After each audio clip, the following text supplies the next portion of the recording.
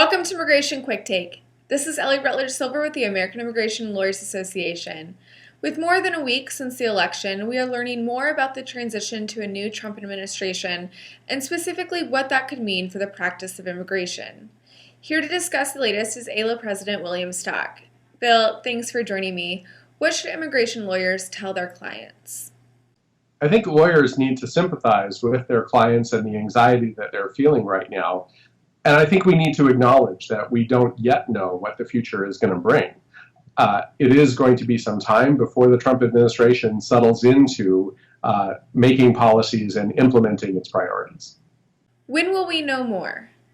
I think we have to realize that parts of the current adjudication environment can be changed relatively quickly, whether that's a decision by individual officers to issue bond or detain an immigrant, or whether those are individual adjudications in a business-based application. The adjudication environment may change most quickly. On a broader scale, some things which are implemented through memos and other kinds of policy directives may change in the first months of the Trump administration after January. Other things that require regulatory changes, such as the I-601A waiver, that will take several months or even years, as we have seen with the Obama regulatory process. And of course, finally, there may be some discussions in Congress about revisions to the law. That process, as we've seen for the last several years, may be a long time in coming to any kind of fruition. What is AILA doing? AILA's staff and volunteer leadership are working together. Our first priority is to monitor the transition. We're looking at what staff members are put into key positions to have influence on policymaking within a Trump administration and figuring out where we can influence positively policy decisions that are being made.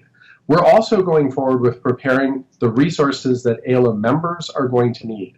If we enter an adjudication environment which is harsher, if we see an increase in the number of arrests and removals, the need for bond hearings in a routine case, we are going to have the resources that AILA members need in order to be able to practice in that environment.